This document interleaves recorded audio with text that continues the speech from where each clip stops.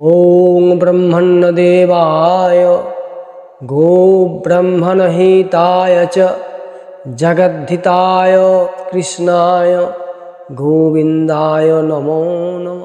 ভক্ত শ্রী নারদজি ভগবান শ্রী নারায়ণের কথোপকথন। নারদজি মর্তে এসেছেন। এই মর্তধামে এসে নারদজি আমাদের ভারতবর্ষে যত তীর্থ, সমস্ত তীর্থ পর্যটন করে উনি ভাবলেন যে বহুদিন বৈকুণ্ঠে যায়নি, একবার বৈকুণ্ঠ দর্শন করে আসি, ভগবানকে একবার দর্শন করে আসি। তিনি বৈকুণ্ঠ ধামে যাচ্ছেন। যেতে যেতে পথে দেখতে পেলেন একটি মাতাল বসে আছে, বিড়বিড় বিড়বিড় বিড়বিড় করে বকছে। নারদজি চলে যাচ্ছেন, সেই মাতাল দেখতে পেয়ে বলছে, ও ঠাকুর, ও ঠাকুর, দাঁড়াও দাঁড়াও দাঁড়াও দাঁড়াও। নারদজি দাঁড়িয়ে পড়লেন। দাঁড়িয়ে পড়ে সেই মাতাল কাছে এগিয়ে গেল। এগিয়ে গিয়ে, দাঁড়াও ঠাকুর, তোমাকে আমি আগে একটি প্রণাম করি। নারদজি বলছেন, না না, আমাকে প্রণাম করতে হবে না, প্রণাম করতে হবে না। নারদজি ভাবছেন যে তোমাকে এই যে নেশা করা অবস্থায় ছুঁয়ে দেয়, আমার খুব মুশকিল, গায়ে দুর্গন্ধ বেরোচ্ছে। তো এই মতো অবস্থায় নারদজিকে বলছেন, কোথায় যাবে? নারদজি বলছেন, আমি বৈকুণ্ঠ ধামে যাব ভগবানকে দর্শন করতে। ও আচ্ছা, সেই জোচ্চরটার কাছে যাবে? নারদজি তো খুব কষ্ট পেলেন কথাটা শুনে। কি জন্য যাবে সেই জোচ্চরটার কাছে? বেশ, তুমি যাচ্ছ যাও, কিন্তু তুমি আমার কথা একটু বলবে সেই জোচ্চরটাকে। সেই জোচ্চরকে বলবে যে আমি কতদিন আর এমন নেশাগ্রস্ত হয়ে থাকবো, আমি কতদিন আর এমন নেশা করব। সবই তো তার ইচ্ছাই হচ্ছে ঠাকুর, তুমি বলো, হচ্ছে না? নারদজি চুপ করে শুনলেন। শুনে ভগবানকে জোচ্চর বললেন, শুনে কষ্টও হলো। মাতাল আবার বলছেন, বলবে কিন্তু তুমি সেই জোচ্চরটাকে? হ্যাঁ হ্যাঁ, বলবো বলবো। এই বলে নারদজি আবার এগিয়ে যাচ্ছেন। এগিয়ে যেতে যেতে যেতে যেতে দেখছেন একটি সাধু, তিনি গাছতলায় বসে আছেন, জটাজুটোধারী। নারদজিকে দেখা মাত্রই সেই সাধু এগিয়ে এসে জোহাত করে বলছে, নারদজি কোথায় যাবেন? না, আমি একটু বৈকুণ্ঠ দর্শন করতে যাব, এবার বৈকুণ্ঠে গিয়ে ভগবানকে দর্শন করব। ও তা আপনি গিয়ে প্রভুকে একটু বলবেন, আমি কতদিন আর এমন তপস্যা করব, আমার কবে তপস্যা শেষ হবে? নারদজি বললেন, আচ্ছা আচ্ছা, বলবো বলবো। তারপর উনি ওখান থেকে সোজা উনি বৈকুণ্ঠ ধামে গেলেন। গিয়ে দেখলেন ভগবান শ্রী নারায়ণ অনন্ত শয্যায় শায়িত, মা লক্ষ্মী তার পদসেবা করছেন, সমস্ত ঐশ্বর্যতে ভরা বৈকুণ্ঠ ধাম। ভগবান নারদজিকে দেখি, এসো এসো নারদ, এসো নারদ এসো। নারদজি শ্রী ভগবানের চরণতলে বসে প্রণাম করে নারদজিকে বলছেন শ্রী ভগবান, হ্যাঁ নারদ, মর্তধামের খবর কি? নারদজি বলছেন, প্রভু খুবই ভালো, তবে আস্তে আস্তে দুটি প্রশ্ন আমার মনে উদয় হয়েছে। কি প্রশ্ন নারদ? না, আমি আস্তে আস্তে দেখলাম আমাকে একটা মাতাল জিজ্ঞাসা করলো যে ঠাকুর তুমি কোথায় যাবে?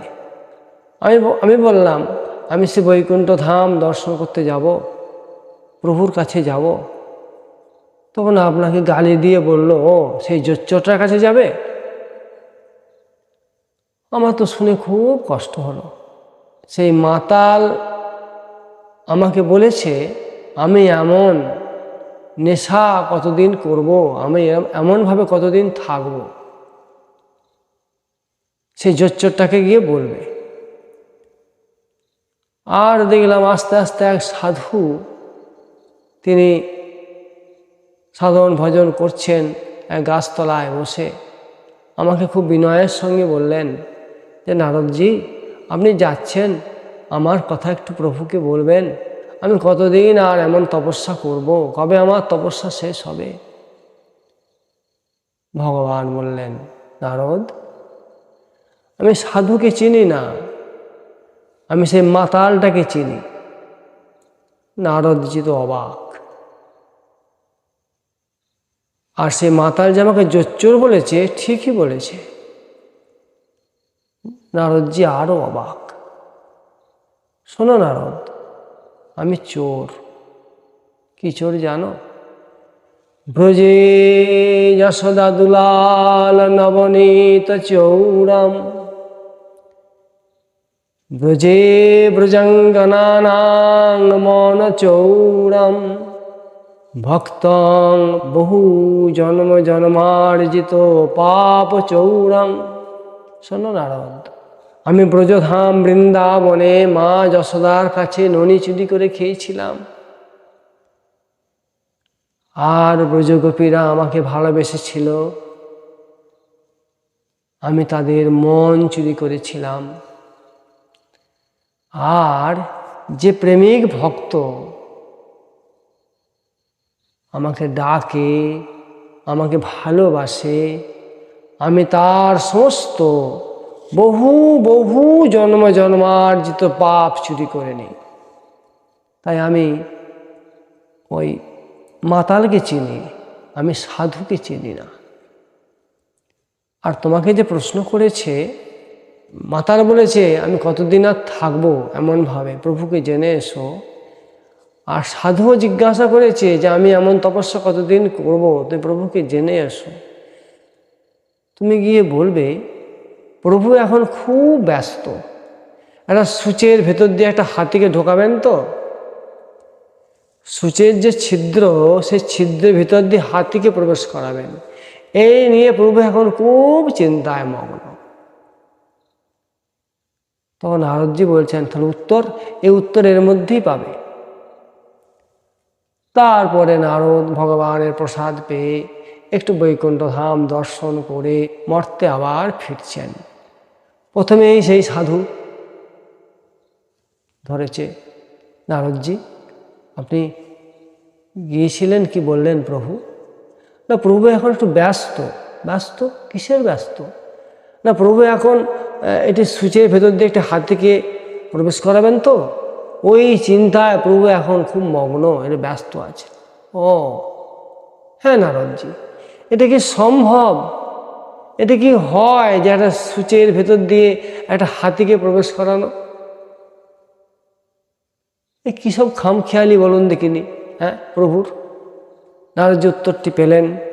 তারপরে উনি আবার আসছেন, আস্তে আস্তে সেই মাতাল অপেক্ষা করছে শ্রী নারদজির জন্য।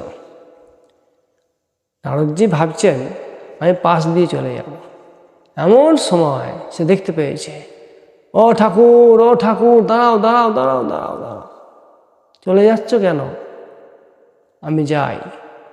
এমন সময় এসে কি বলল জোচ্চরটা? নারদজি বললেন, প্রভু এখন খুব ব্যস্ত, এটা সূচের ভেতর দিয়ে এটা হাতিকে প্রবেশ করাবেন তো, এই নিয়ে প্রভু এখন খুবই চিন্তিত, যার জন্য উত্তর দিতে পারেননি।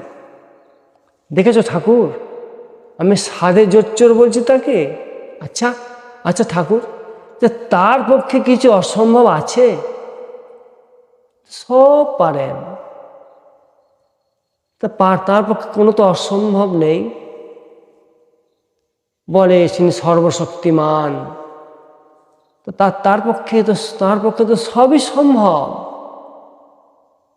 নারদজি এই কথাটি শুনে চমকে উঠলেন, ভাবলেন একটা সাধু, সে সাধন ভজন করছে, তপস্যা করছে, তার এই বোধটি আসেনি এখনো যে ভগবানের পক্ষে সব সম্ভব। তিনি কর্তুম, তিনি অকর্তুম, তিনি অন্যথা কর্তুম, তিনি বিপরীত কর্তুম। তিনি করতে পারেন, তিনি নাও করতে পারেন, তিনি অন্যরকম করতে পারেন। নারদজি সেই মাতালকে প্রণাম করলেন। প্রণাম করে ভাবলেন যে সত্যিই তো সেই অলৌকিক, যিনি সমস্ত কারণের কারণ, তার পক্ষে তো কোনো অসম্ভব কিছু নাই, তার পক্ষে সবই সম্ভব। তারপরে সেই মাতাল নারদজিকে বলছেন, যাও যাও, তুমি যাও, যেখানে যাচ্ছ চলে যাও, আমি যেমন বসে আছি বসে থাকি, তারপর যখন তার দয়া হবে আমাকে নেবে। নারদজি নিজের গন্তব্যস্থলে চলে গেলেন, সাধু তপস্যা করতে লাগলেন, আর সেই মাতাল বসে রইলেন। জয় শ্রীকৃষ্ণ।